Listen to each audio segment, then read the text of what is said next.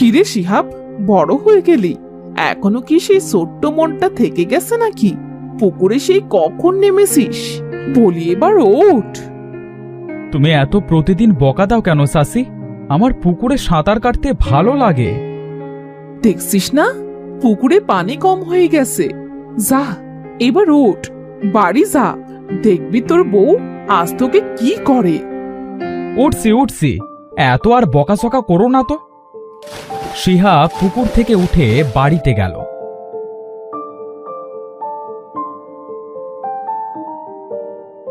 বাড়ি গিয়ে দেখল বউ তো ভারী রেগে আগুন হয়ে বসে আছে।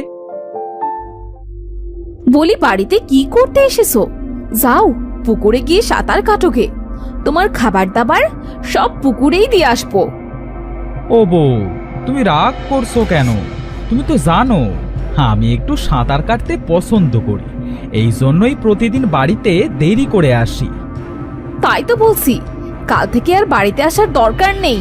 তোমার কাঁথা বালিশও কাল থেকে পুকুরে দিয়ে আসবো, কেমন? বউ, এত রাগ করো না তো। যাও, আমি কাল থেকে আর পুকুরে যাব না।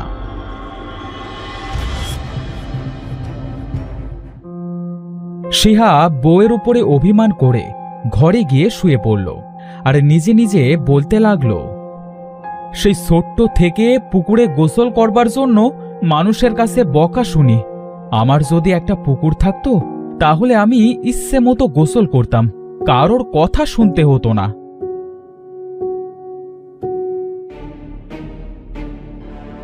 তোমার এত রাগ কোথা থেকে আসে বুঝি না। সেই কখন থেকে ভাত বেড়ে বসে আছি, আর তুমি পুকুরে গোসল করতেই আসো। আসলে আমার ছোট্ট থেকে নিজের একটা পুকুরের খুব শখ, কিন্তু আমি গরিব হবার কারণে সেই শখটা কোনোদিনও পূরণ করতে পারিনি। ও আচ্ছা, আমারই ভুল হয়েছে। এবার এসো তো, এসো খেয়ে নাও।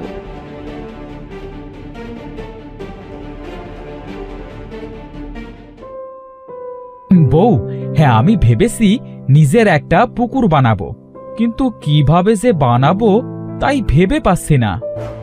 তুমি কি পাগল হয়ে গেছো? আমাদের তো ভিটে বাড়ি ছাড়া আর কোনো জমি নেই, তাহলে তুমি কিভাবে পুকুর কাটবে? ভেবেই যখন নিয়েছি তখন কেটেই ছাড়বো। দেখি কোথায় কাটা যায়, একটু ভাবতে হবে।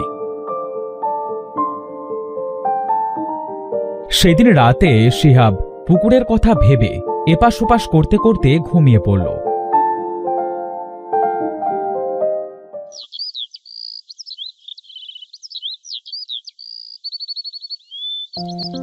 পরের দিন শিহাব তার বউকে ডেকে বলল, বউ, ও বউ,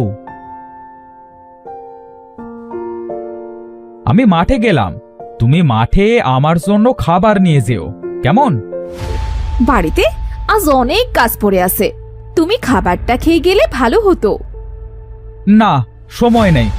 এরপর রোদ চড়ে গেলে আমি আর মাঠে কাজ করতে পারবো না।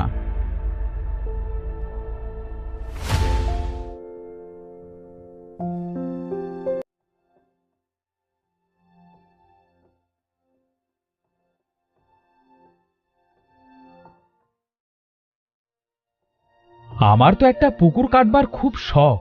এই জঙ্গলে একটা পুকুর কাটলে কেমন হয়? দেখি তো, জঙ্গলের ভেতরে গিয়ে দেখি। শিহাব হাঁটতে হাঁটতে জঙ্গলের ভেতরে গেল। জঙ্গলের ভেতরে গিয়ে সে দেখল খুব সুন্দর একটা ফাঁকা জায়গা পড়ে আছে। বাহ, পুকুর কাটবার জন্য এটাই সুন্দর জায়গা। এই জায়গায় পুকুর কাটবো আর ওইখানে একটা ঘর বানাবো। আমি আজই এখানে পুকুর কেটে তারপরে ঘর বানাবো। যাই, গিয়ে বউকে বলি, দেখি সে কি বলে। শিহাব জঙ্গলের ভেতর থেকে বাড়ি চলে আসলো। বাড়ি এসে জঙ্গলের কথা তার বউকে সব বলল।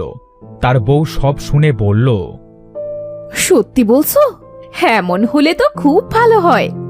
তাহলে চলো আমরা আজই জঙ্গলের ভেতরে ছোট্ট দেখে একটা পুকুর কাটবো। তাই চলো, দুখানা কোদাল নাও বউ, আর ঘর বানানোর জন্য কিছু জিনিস।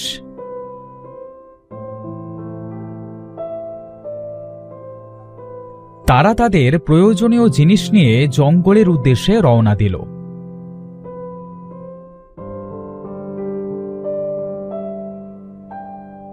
তারা দুজন যেতে যেতে জঙ্গলের ভেতরের পথে একটা হাতি শুয়ে চিৎকার করতে লাগলো। কেউ আসো আশেপাশে, দয়া করে আমার এই পায়ের কাঁটাগুলো সারিয়ে দাও, আমি সে হাঁটতে পারছি না। হোগো, ওই দেখো, একটা হাতি মনে হয় বিপদে পড়েছে। চলো তো গিয়ে দেখি। এই হাতি, এইভাবে শুয়ে আসো কেন? কি হয়েছে তোমার? আর বলো না ভাই, আমার পায়ে কাঁটা ফুটেছে। কাল থেকে এখানেই পড়ে আসি, কিন্তু কেউ আমাকে সাহায্য করেনি। দয়া করে তোমরা যদি আমাকে একটু সাহায্য করতে তবে খুব ভালো হতো। ওগো, হাতিটা মনে হয় খুব কষ্ট পাচ্ছে। ওর পায়ের কাঁটাগুলো তুমি বার করে দাও না।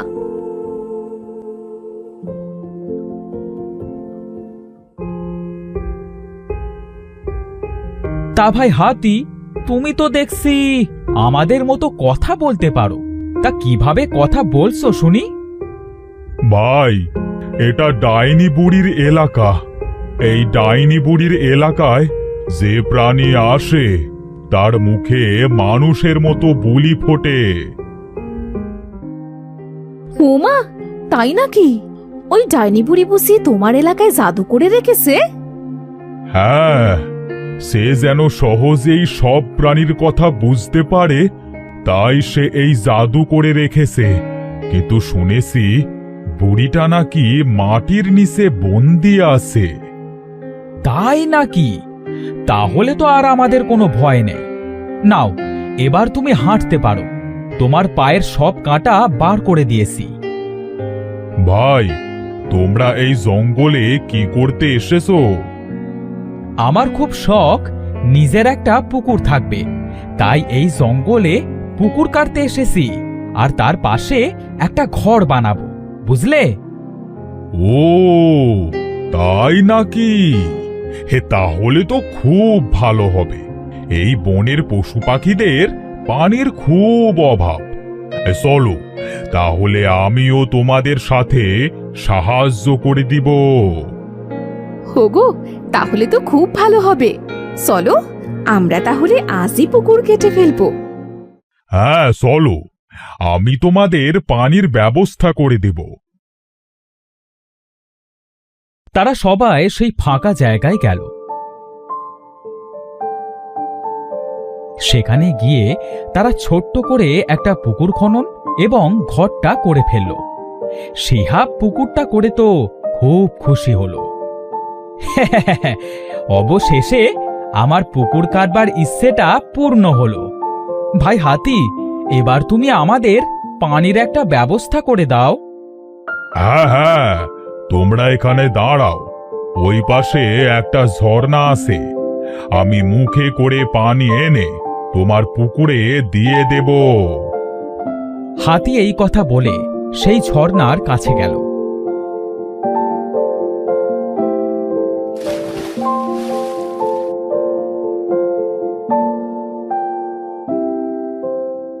সে পেট ভরে পানি খেয়ে এসে পুকুরে দিল।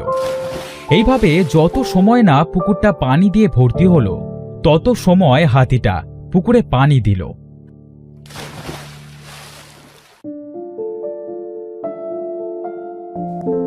অবশেষে পুকুরে অনেক পানি হলো।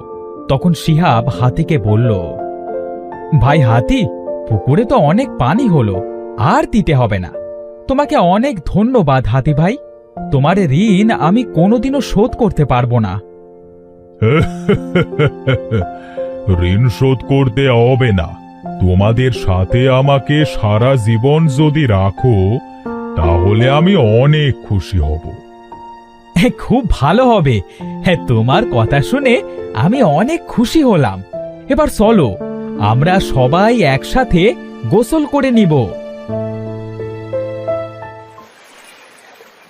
সেদিন তারা পুকুরে একসাথে গোসল করল। শিহাবের তো নিজের পুকুরে গোসল করবার শখটা শেষকালে পূর্ণ হলো। সে পুকুরে অনেক সময় ঝাঁপিয়ে গোসল করলো। হোগো, এবার চলো, আর গোসল করতে হবে না, আমার যে খুব খিদে পেয়েছে। হ্যাঁ হ্যাঁ, চলো চলো, এবার ওঠা যাক। তারা পুকুর থেকে উঠে খেয়ে দিয়ে লম্বা একটা ঘুম দিল।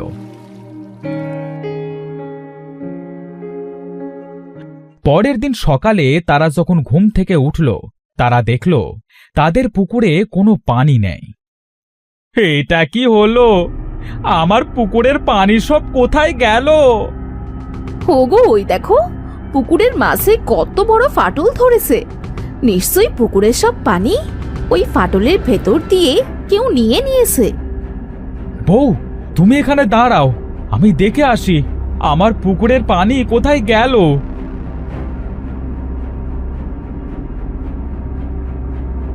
শিহাব হাঁটতে হাঁটতে পুকুরের ফাটলের ভেতরে নেমে পড়ল।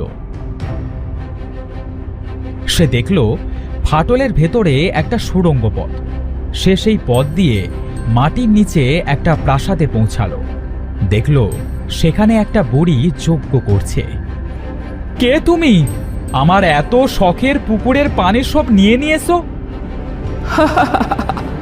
আমি ডাইনি বুড়ি।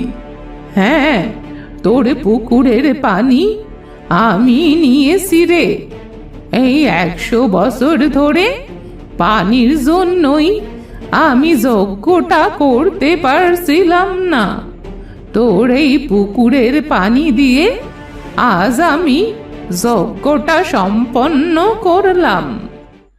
মানে কি বলতে চাইছো তুমি? না, তোর ভয় পাবার কোনো দরকার নেই। আমি তোর কোনো ক্ষতি করব না।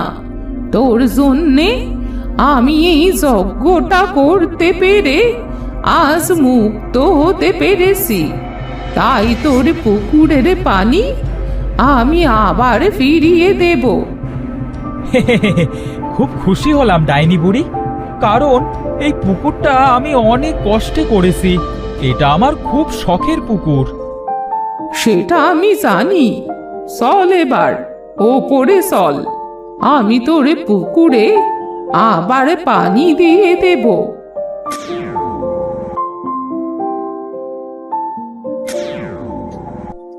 অনেকদিন পরে খোলা বাতাসে নিঃশ্বাস নিচ্ছি, খুব ভালো লাগছে। হোগো, এটা কি? মাটির নিচে থেকে তোমরা আসলে কিভাবে? আরে বউ, সব তোমাকে পরে বলবো।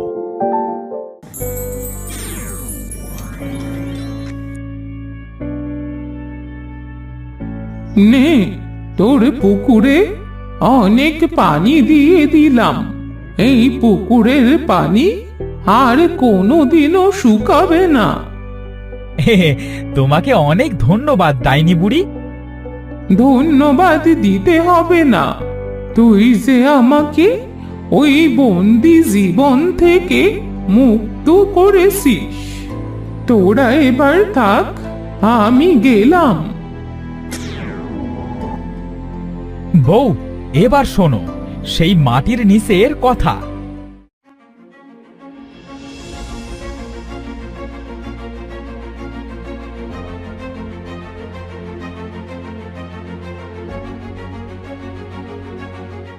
ও মা, তাই নাকি? সাক, বুড়িটাও বাঁচলো আর আমাদেরও বাঁচালো। হ্যাঁ বউ, ঠিকই বলেছো। এবার চলো ঘরে ফেরা যাক। এভাবে কৃষকের পুকুরের শখটা পূর্ণ হলো। এরপর তারা সারা জীবন সেই জঙ্গলে সুখে শান্তিতে বসবাস করতে লাগলো।